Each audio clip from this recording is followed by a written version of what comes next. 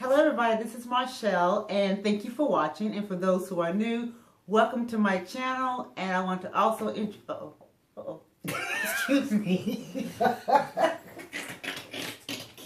Hello everybody, this is Marshall and my lovely husband Vito.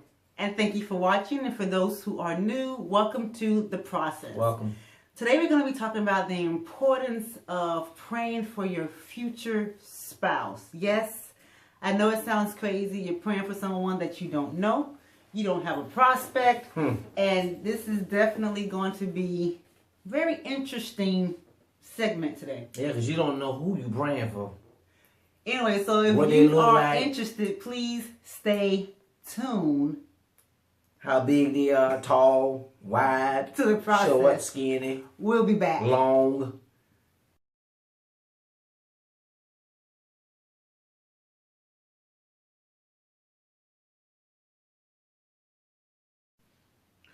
Okay, thank you everybody and welcome back.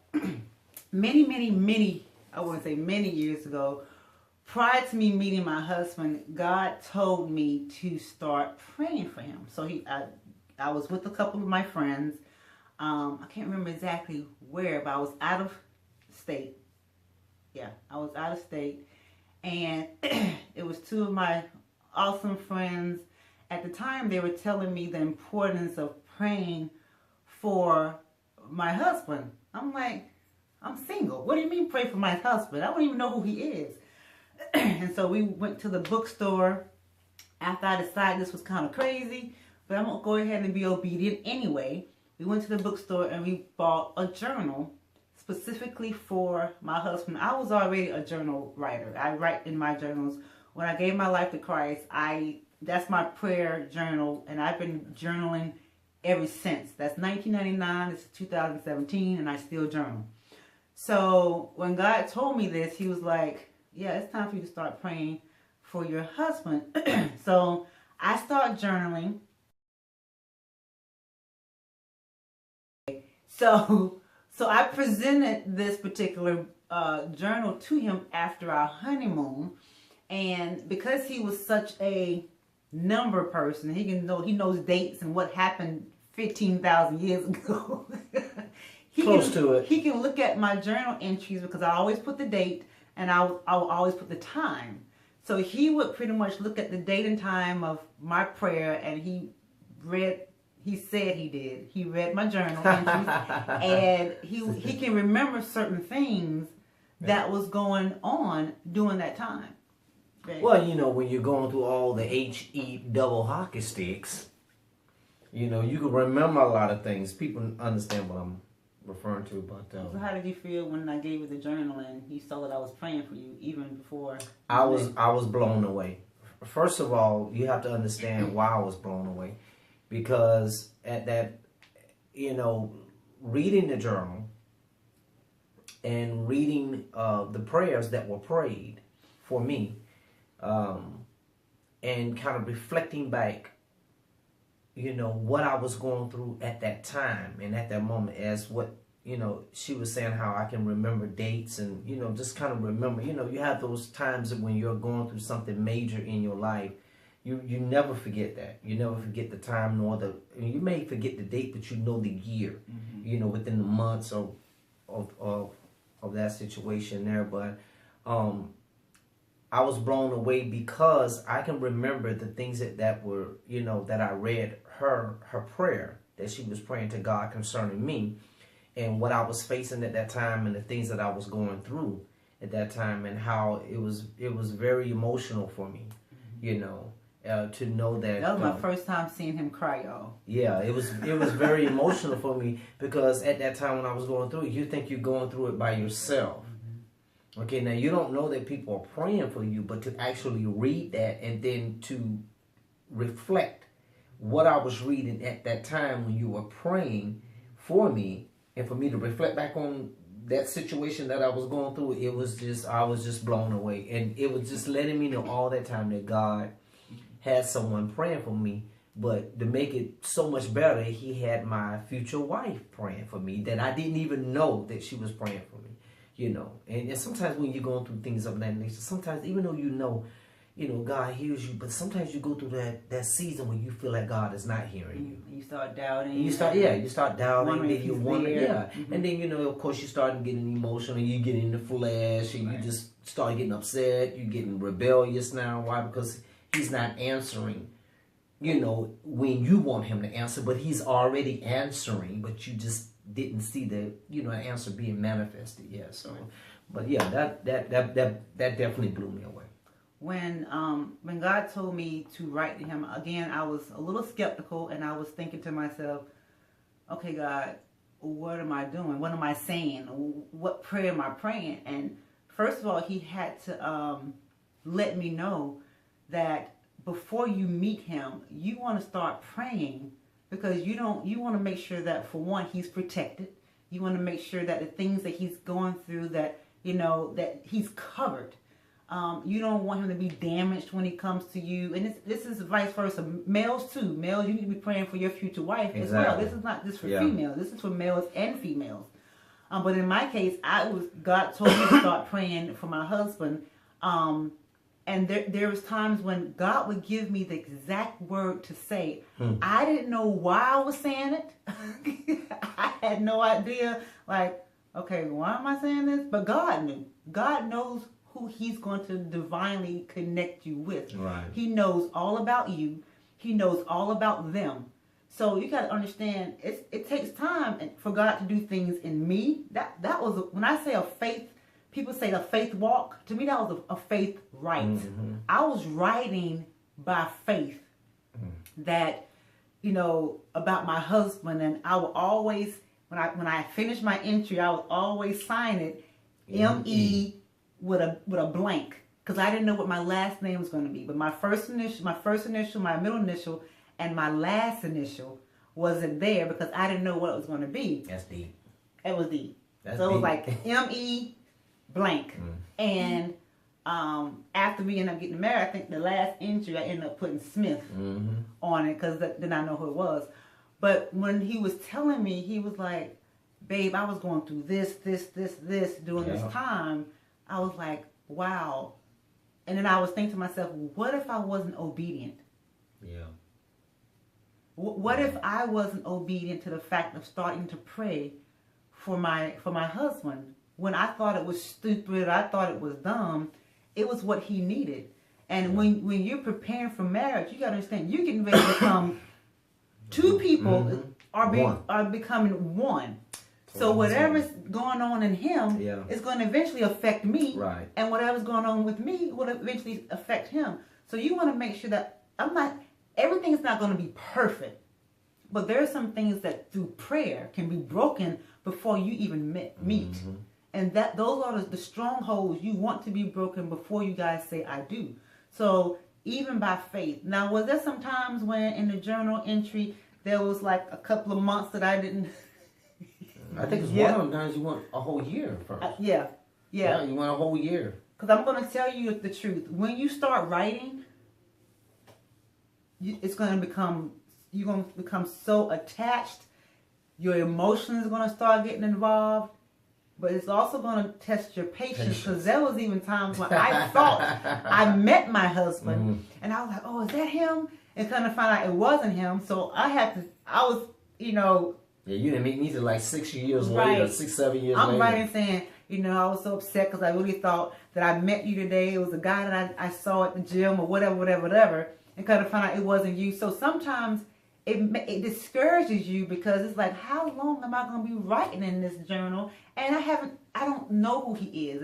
So there was times when I felt like I was getting so close to him, like he was going to be coming really, really soon. And the more I wrote, I felt like the closer I was getting. And then I got discouraged when it wasn't him. And that's just a trick of the enemy. So I had to just pick it up again and say, I would even apologize. Yeah, I remember reading that. You saying, I apologize. It's been a while since I've written you. Yep.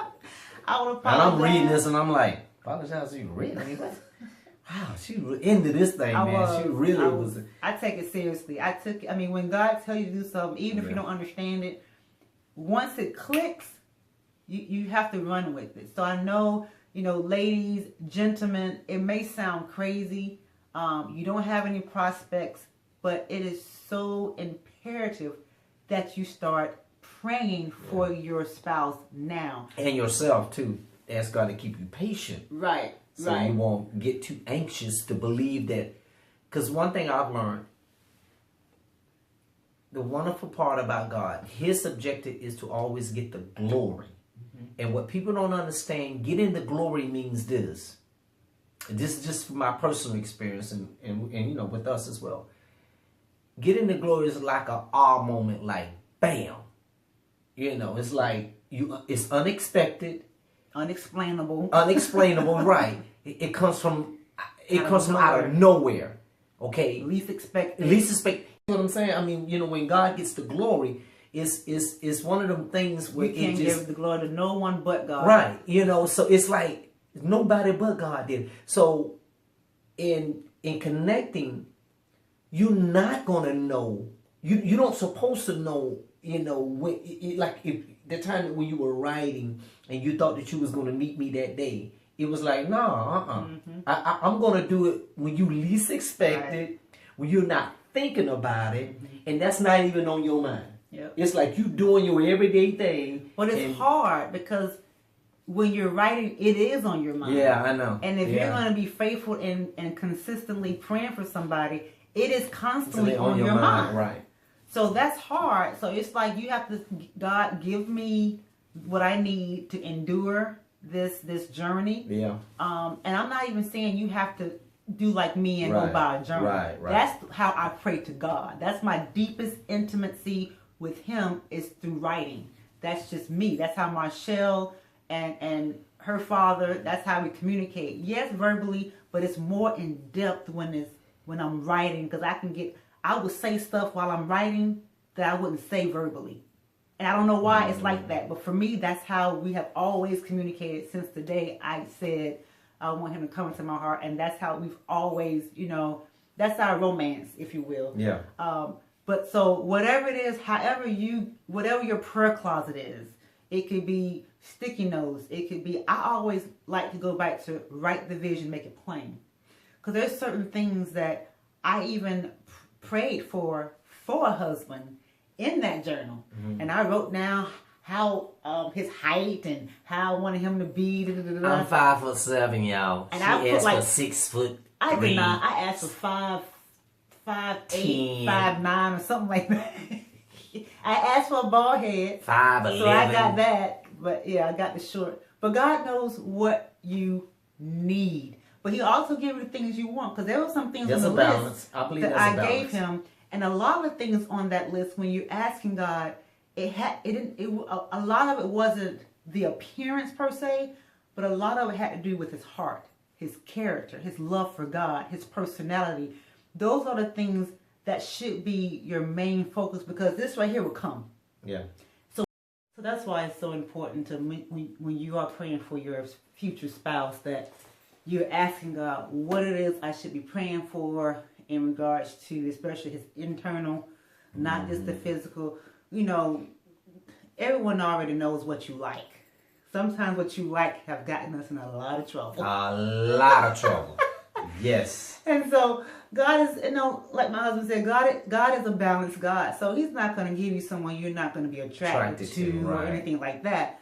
But that won't be your main focus. Right. Your main focus would be, is this person, you know, foundation with God stable? Is it? That's the key. Where it's supposed to be? Because if his relationship or her relationship is not stable and it's not grounded in God, imagine how your marriage is going to be when you guys meet. And that's not of God. Like, God wants to be glorified. So he's not going to send you someone that's going to rock the boat, or someone that you cannot provide a testimony for, so that God can receive that glory. Exactly. So just make sure that when you're praying, and even in your prayer, my prayer journal wasn't always prayers.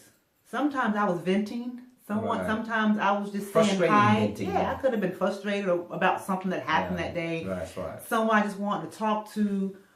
It could have just been, listen, I don't have anything to say today. I just wanted to check in and say hi. So it doesn't have to be a, you know, religious thing that you have to do every Right, day. exactly. No, Right. it should be something led by the Spirit of God, because God knows what that individual is going through and knows exactly what they are in need of. So there was a lot of times when God gave me the unction, like, get up, pray, and I will be obedient and I will do that.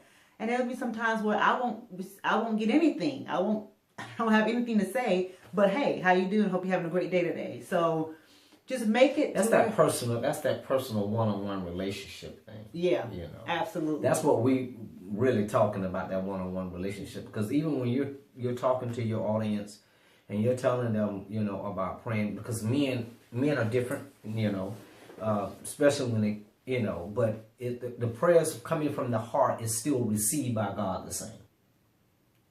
You're writing, did that help your faith? Did that help your faith? Because some people, you know, I'm just asking a question. I mean, in a time where you got frustrated, you're writing, was that a means where you were able to go back and kind of, you know, because you talking about you wrote for how long? Actually, it was 5 years. Okay, so you're talking about 5 years of documentation of you writing and praying. Now, praying for her husband, but as she said before, not just praying for just her husband. There were other things that she included in that book of prayer. But along the line of you being discouraged at one time, you know, because you were hoping that, you know, that thing happened, you know, fast, you know, especially when you feel like, I don't put all this time into it and I don't been writing. I'm like, he ain't showed up yet. You know, would you, you know, did that help you out a lot as far as your faith wise? I think I would say yes. In some cases, yes. Where I wanted to give up, God didn't allow me to, because I had already started the journey, and and I knew that this walk wasn't about me. Mm-hmm. It wasn't just about me. It wasn't just about my husband at the time. It was about my walk with Christ, mm-hmm. and me being obedient to Him in a big way, because we forget that marriage is a covenant. Yeah. And the first covenant is Christ, mm-hmm. and your relationship with Him. So when you're married and He's married to you, that's the first marriage. Mm-hmm. So then our earthly marriage needs to reciprocate the spiritual version of our relationship with God. Right. So it had a lot to do with not only my faith in me getting a husband, but my faith in God, and am I truly believing what God is telling me? Mm-hmm. Is this really going to happen? Mm-hmm. So it allowed me to increase my faith in Him, especially when I met you, and seeing that everything that took place at the end of it all, I was like, wow, God knew. Mm-hmm. So like I said, it was something that God told me to do. Right. So, which is a one-on-one personal relationship. Right. Absolutely. Right. So that's why it's very important. Don't do it because we say do it. Right. We're doing it because if you believe that God has given you the desire to have a husband, to have a wife, then that desire came from somewhere. It's going to be some certain things He tell you to do that you're going to think is crazy. Right. I mean, there's a lot of things in the Bible He was telling people to do. Yeah, the blind man with the mud on his eyes, and, you know, run around. Right. So... Right. The mountain, how many times? 7 times, screaming and praising. Yeah. So it's a lot of things that I don't think God does it to make a fool of us. He does it to test our faith and our obedience, and also teach us trust, right? So we can trust Him. Right. Exactly. That's the ultimate thing. What you say, to have faith in Him, and to trust Him, because they go hand in hand together. Right. And that's the ultimate goal. You know, as far as a father having a relationship with his child. You know, he wants the child to trust in him. He wants the child to believe in him. He wants the child to have the confidence that he's going to come through. Mm-hmm. So we are all, even in our process, in your process, you know, as far as you writing your prayers, you know, it was going to help you out eventually, mm-hmm. you know, because all that time you're going to put into praying, here I come, but I'm still undone. Mm-hmm. You know, I'm not complete. I'm not perfect. That's what you said before. They're not going to be perfect. Right. Brothers, that wife, she's not going to be perfect. And you're not going to be perfect. There's Remember. some things that you can avoid bringing into your yes, marriage. Exactly. Like I was talking about earlier, the strongholds that need not to even come close or near your marriage. Exactly. That can cause a lot of damage. Marriage in and of itself will come with challenges. We all know that. Right. But there are some challenges that I believe we have the power to cut, to allow God to just get rid of. Right. Because even when I met my husband, he'd been in a relationship for 14 years in a marriage prior to us. Yeah. And there are some things that I believe, had I not prayed, would have trickled over to our marriage. Most definitely. As far as baby mama drama, didn't have that. Right. As far as him not having the boldness to stand up to her and say, no, this is how it's going to be. I didn't have those issues like some marriages may have had. Because I believe it's because of the prayers of the righteous, the fervent prayers of the righteous availeth much. Totally believe that. So my thing is this: if you believe God has put in your heart to start praying or to one day be married, you can't go wrong. Mm-hmm. You can take the risk. I mean, what harm can it do? So I mean, you just take that risk. You're not hurting anything. If anything, you're doing an awesome job preparing yourself for your spouse to come. So that's a love in and of itself without even seeing the person, and you're loving them anyway in advance before you guys meet. And then even after that, you still got to pray for. Absolutely. So it really kind of preparing you to, step it up in that area of praying for your spouse. Right. You're going to be doing it anyway, so don't be waiting, till you say I do. No. You need to be praying now, before you even meet that individual. And I also want to mention, you guys, before we close out, is that I want to say, I think it was 2015, I actually wrote a blog about this very subject. It's in advance. It's more in depth than we could kind of talk about verbally with you. So if you're interested in seeing the actual written part, the fresh part, 3 years ago, if you will, look at check out the description in the box, and I will have the link to the blog, and you can actually go to that blog and read the entire entry that I wrote 3 years ago about this very topic today. All right. And again, if you have any questions, please leave them in the comment field. If you have any comments, suggestions, or whatever, please leave them down in the comment field, and we will be happy to respond to you. So please do not forget to do that. And like, share, and subscribe. And don't forget, be you. You almost got it. I did. I know. Be you. And keep it moving. Love you guys. Bye. Peace.